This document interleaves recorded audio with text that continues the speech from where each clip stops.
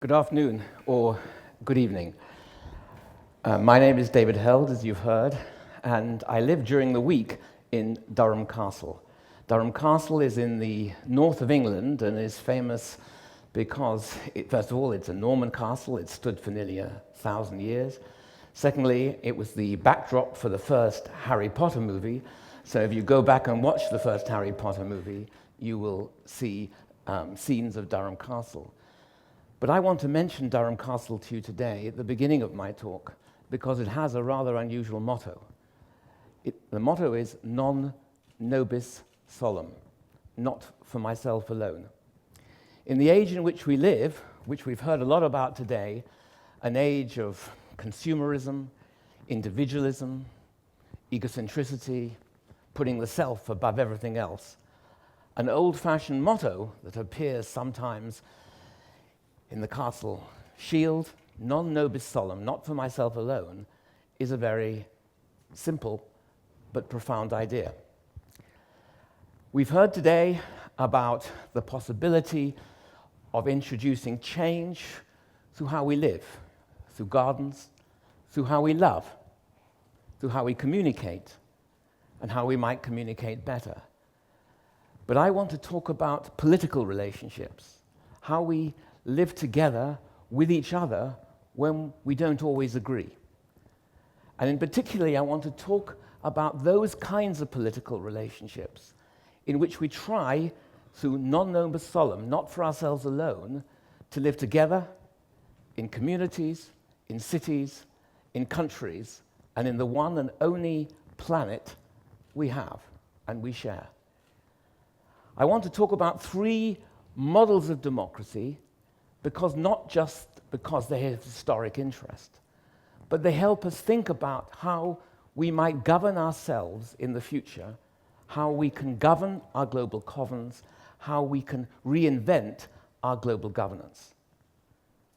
The first model I want to talk about goes back right to antiquity, to Athens, although this model wasn't simply invented in Athens, it goes back to parts of Mesopotamia and even earlier. It's the idea, the extraordinary idea, and the idea that still remains very radical, of self-government. That we can govern ourselves, that we as citizens can make the rules, the laws by which we live. And in Athens, of course, there were large assemblies of citizens that did precisely that. Everyone who was a citizen had a right to present themselves and be heard, a right to be listened to. A very simple idea, but a very important one. And later in the Enlightenment, Immanuel Kant reinterprets this right to present oneself and be heard through the notion that we all have a duty to provide universal hospitality to each and all. Now, this idea of self-governance of citizens, of self-legislation, of living by the laws we make ourselves, came at a great price in Athens. Of course, it applied only to men, it only applied to some men. Women were excluded, migrants were excluded, and the great Athens depended on a slave economy. But it was a profound idea that has lingered through history, even though most political philosophers have been scornful of this idea that we might govern ourselves directly. Plato famously was absolutely ridiculed the idea of direct democracy, which he saw as the potential to be an idea in which the majority tyrannized the minority and the individual. And not only that, they put their collective will above expertise and professionalism. He talks about a boat that's captured by its sailors. They dispense with the services of the captain and the navigator, thinking that's all just science, the science of navigation, that we, through our collective wills, can govern ourselves. And of course, the boat crashes onto the rocks. But this idea that was so unpopular in political philosophy was reinvented here in Italy in the 13th and 14th century.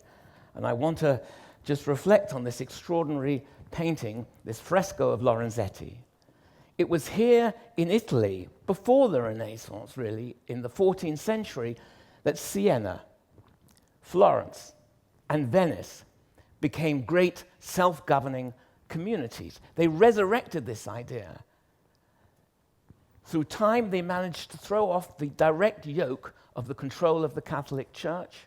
They managed to be free of the domination on the one side of the church and on the other of great kingdoms, principalities, and empires. And through local councils, they sought to govern themselves. And in the case of Siena, this kind of self-governance lasted for nearly 400 years before Siena and many of the other self-governing cities of Italy were gobbled up. But here, Lorenzetti shows us what self-governance and good governance means. The famous allegory of good governance. It means magnificent buildings, beautiful urban spaces, at the top flourishing agriculture. You can't see it in this particular, but very fat pigs, citizens who are happy and dancing, discussing and discourse in the corner. And he shows in other allegories what happens if you don't have good government. The buildings crumble, the crops burn, there are no fat pigs, in fact, there are no pigs at all. And this notion of self-governance of a community provides an inspiring idea that lives into the future.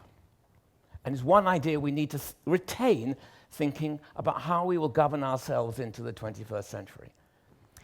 But the question now is, what does this image mean in the complex world in which we live? What would it be to paint a picture of good governance now? Who would be the Lorenzetti of our present time who can depict in this beautiful, magnificent way what good governance might look like? The idea of direct democracy, of self-governance of cities, depended on small communities. And by the time you get the emergence of the modern state, the nation-state, in the 16th and 17th centuries, the great states of Europe that were built up through absolutism, through the power of kings and queens, you got states that controlled vast territories and often crossed great borders. How can you adapt this notion of self-governance, of freedom from domination, freedom from the domination of others, freedom from the domination of conquest, in these great territories and time spans? And this, of course, means you have to rethink democracy. And indeed, democracy was rethought to what we all know and think of today as liberal representative democracy. No longer direct self-governance of citizens, but rather self-governance through representatives who we vote for once in a while, once every few years. On the one hand, many of us here today may be cynical of the achievements of liberal representative democracy. But the struggle against the power of absolutism, the revolutions in France, England, and the United States were hugely momentous in shaping the modern world, in giving citizens power to control, indeed elect, those who govern them. And indeed, people died for this, and they continue to die for this. Think of apartheid South Africa and the struggle to be able to determine who governs apartheid South Africa, who brings apartheid to an end. So the idea of liberal democracy, which in Europe seems in many respects tired, remains still a noble ideal in which we bring those who govern us to heel. We can remove them from power. And however complex and critical we must be of this notion today, it still has huge normative significance, huge value significance. But democracy, as it shifted from city-states to nation-states, created accountability of those who rule to those who are ruled within a sphere, within a limited sphere, within a border, within territory. And there is something almost tragic in a Shakespearean sense about this noble idea. Democracy is welded together with territories and borders. Accountability of those who govern to their citizens in elections that are inherently short-termist once every few years. So we have accountability within borders, but a cycle of short-term decision-making, almost inevitable short-term decision-making as governments come and go. But who deals with the transborder questions? Who deals with the issues that stretch across borders? How do we govern those issues that escape the jurisdiction of states? We're all too familiar with this image. The unintended consequence of 100 years of breakneck industrialization in the West and now in Asia, look at the rising curve of carbon emissions. And it's not just the West that has created this historic problem, which indeed it has, but who is driving this into the future? Brazil, China, Indonesia, India, and South Africa, and the rest of the developing world. Where and what is the jurisdiction for addressing climate change? And what about security? We have kept the threat of nuclear war under check. But look, despite years of negotiations over nuclear weapons, the US, the Russia, and those who are not even on this chart have more than enough weapons to destroy, to incinerate the world we live in. So we face two huge existential threats that don't fit neatly into the boundaries of states. The slow incineration, as it were, of climate change and the risks of a nuclear catastrophe. And for those who think the risks of nuclear catastrophe have receded with the Cold War, there are many records now in the public domain which show that there have been more than enough alarming moments when the United States and the Soviet Union, as it was now Russia, have thought there were incoming nuclear weapons on their virtual screens, which have triggered emergencies, when in fact it turned out later, thank goodness, they resisted those false alarms. How do we govern our global commons? Well, of course, the UN system in 1945 was partly invented to do just that. And do not underestimate the significance of this moment. The first half of the 20th century in Europe brought humanity to the edge of the abyss, not just once, but twice. It wasn't out there in China or in Islam or anywhere else. It was us. And on the ruins of Europe in 1945, those who could look at what had happened and what we are capable of doing to each other sought to provide a community of global governance, a multilateral system in which war, a third world war, might be abolished. Of course, you can't abolish war, but the UN system and its institutionalized systems of security have kept the great powers talking to each other. But the world has changed. The post-war period was a period of American dominance and US hegemony. The G1, as I call the United States, wrote the rules of the world economy at Bretton Woods. But after the financial crisis of 2008, the G1 can't do it on its own, and we have the G20. Not because the US and Europe wish to be more participatory, but because they cannot resolve those problems on their own. But how do you manage the global commons under contemporary circumstances? Very briefly, I want to suggest to you it's difficult, and we face huge challenges. 4, but I'll only have time to mention 2. It's good that the world economy has grown so significantly in the last 70 years. It's a huge positive that the rise of China and Asia has meant that hundreds of millions of people have been brought out of poverty. But with the rise of Asia and elsewhere, there are more countries in the table that matter at any given negotiation. In 1945 and afterwards, the US could write the rules, with Europe sometimes. But today we live in a multipolar world where there are more countries that matter, more interests and more voices, and when there are more interests and more voices, it's hard to get agreement. Secondly, the problems we deal with that are transborder problems, these existential threats, are very difficult to deal with. It's not just that they're technically difficult. We don't really know how to incentivize a shift to a low-carbon economy. So we have increasing numbers of voices dealing with issues of increasing complexity.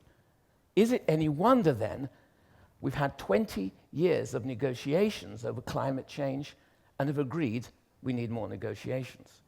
Is it any wonder, then, that after all the negotiations over nuclear weapons, we live in a world still stockpiled with nuclear weapons?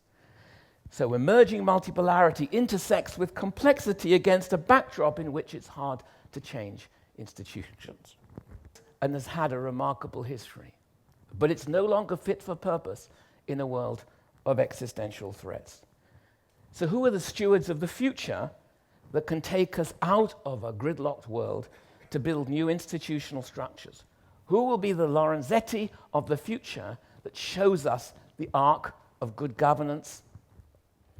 Of course, social movements matter, but they find it hard to convert protest into consolidated institutional change. Institutions matter, and they need to be adapted, but they are shaped by path dependency and often hard to change. Cities. There are no changes without cities in this world. And the mayors of the world's largest cities understand that the world's population, 50% and more now, live in cities.